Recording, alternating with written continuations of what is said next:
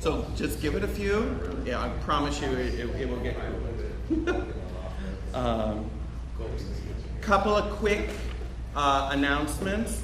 I got this in the mail today. I'll be passing this around. If anyone really wants to take it, they can.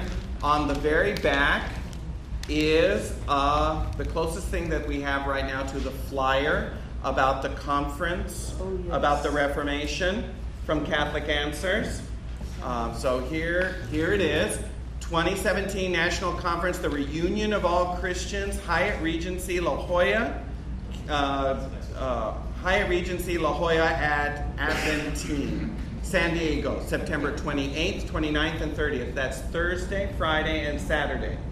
Thursday afternoon, it's like 4 or 5 o'clock, all day Friday and all day Saturday. And here are the speakers, some of which you've probably heard if you've listened to Catholic radio: Immaculate Heart, Jimmy Akins, Tim Staples, Trent Horn, Carla Broussard, Cy Kellett, Mark Brumley, Steve Weidenkopf. All will be there, and they will be presenting on the topic, the Reunion of All Christians, which is a response to the 500th anniversary of the Protestant Reformation. They're all men? All of them, yes. No problem. Also, I contacted Catholic Answers myself, and they are sending me flyers in the mail. Hopefully, I'll get them by next week, and if I do, I'm going to spread them out to you to share to others. All right? So you're more than welcome to take down the information here. Like I said, if anyone really wants this at the end, please take it.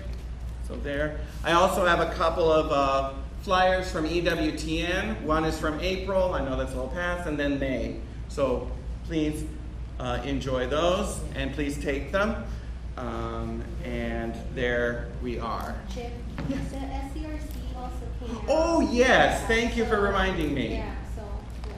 Show the flyer. This is during Labor Day, so the month of September is going to be very busy. Labor Day is the SCRC convention. That's the Southern California Renewal Communities, otherwise known as the Catholic Charismatics. They have their annual conference, and again, they have a Christ triumphant track in which several known exorcists throughout the church in the United States will be there to talk about spiritual warfare. Some of the talks were really very good. So if you were at all interested in spiritual warfare and hear it, if you will, from the horse's mouth, from people who have been in the field, this would be the conference to go to. Very powerful speakers. So, yes, please pass that around. Do you want it back, Tess? Yeah. Yeah, so please just take down the information and pass it back to Tess. The Catholic Answers one, I don't care. You can all fight over it. I don't mind. Okay? But the information on the conferences for both can be found online. That is scrc.org. That is catholic.com. I'm actually going to order some more brochures. Oh, good. For my community, but if you guys want, I'll get extras for us. Perfect. How many do you think? Oh, I don't know, maybe about 15 if you can. Okay, I'll get 15 for here. That'd be fine. Okay. Thank you. All right. All right. Has everyone well recovered from the pop quiz of last week? Yeah. Still there. Yeah. You never know when there'll be another one. No, it was good. There's such good reviews. And the pop quiz, mind you, isn't to make you feel bad or anything. The purpose of it is to see how well you are absorbing and getting into and doing your own research. I want you to get into the scriptures yourself. I want you to read the commentaries. Can you show the Ignatius? Nelia, can you show yours? This is the Ignatius commentary on the book of Revelation. I would strongly recommend it. Also, the one from Navarre Press would be a very good one. I will bring in several commentaries as we go through the course that I can recommend as well. of faithful Catholic resources to look into it, into furthering your understanding of the various symbols and symbolism that's in this book. There's been a lot of ink spilled over the years about the book of Revelation. The first commentator, oh, here's one for Christmas. Write this down. The first commentary that we have in existence still was written in the 4th century, like 387, I want to say. But Rod here can verify exactly when.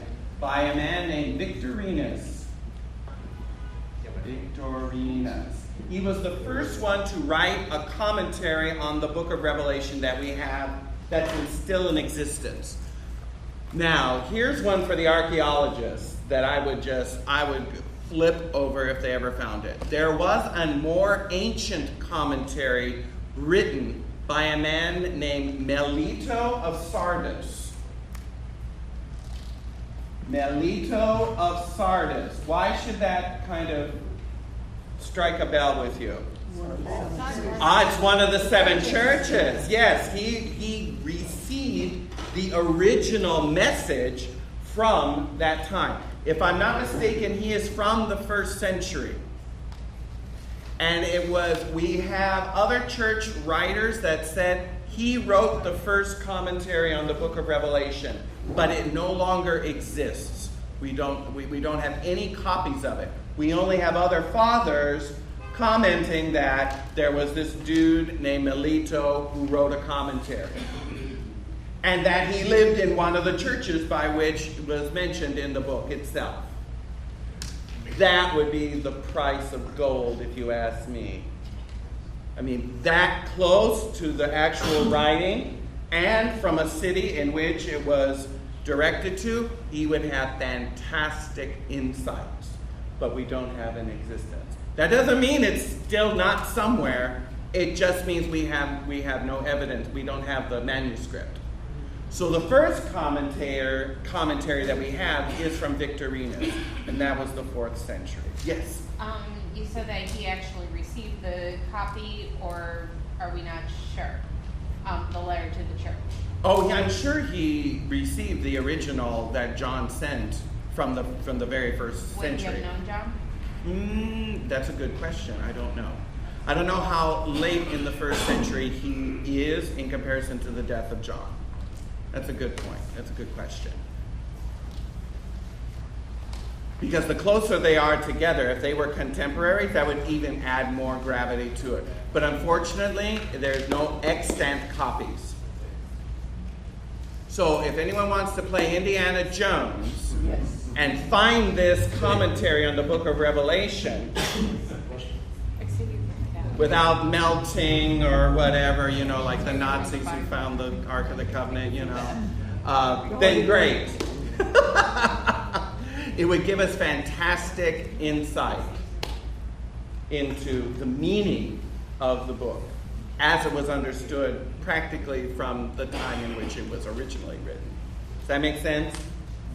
So, but the closest one we have is Victorinus. So there we are. So, with that being said, last time we met, before the pub quiz, we started into chapter 4. Everyone remember that? So let's go to Revelation chapter 4. We started by looking at the heavenly liturgy. And as you see on your outline, we're really looking at chapters 4 and 5 together. They're a unit.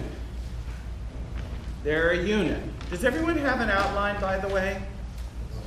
Everyone have an outline? Everyone good? Okay. Chapters 4 and 5? Yes. There's the homework. Wait a minute, you might have two. Anybody else? I'll take one. I don't think I have it. I have. Oh, okay, there we go. So there's the homework and the outline. How many do you need? 3. Here you go. Just give me back what's left over. All right. If you don't have an outline, Gina's coming around with an outline and homework. And homework. And speaking of homework, let's look into study questions number 1. This is how we're going to review. I want to hear if anyone's answered study question number 1, because this is related to what we did before the pop quiz.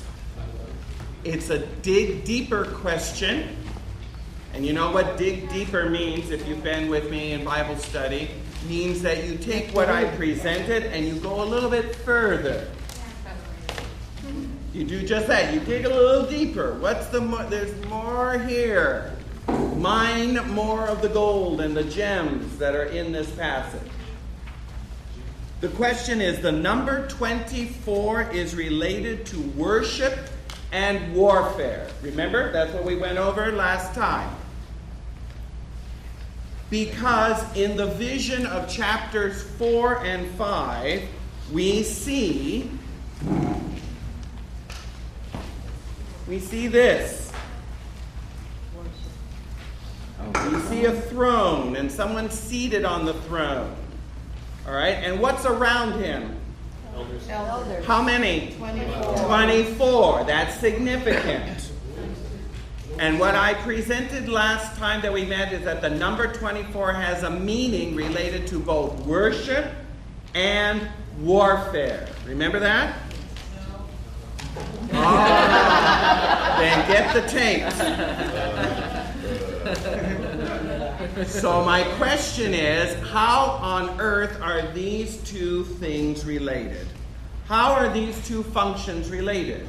Warfare and worship, they seem antithetical. War is violent, killing, destructive, and worship is what?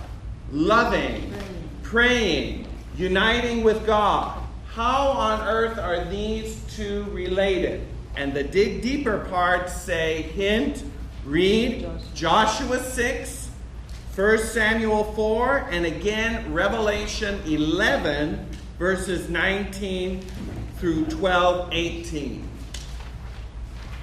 So did anyone seek to answer that question?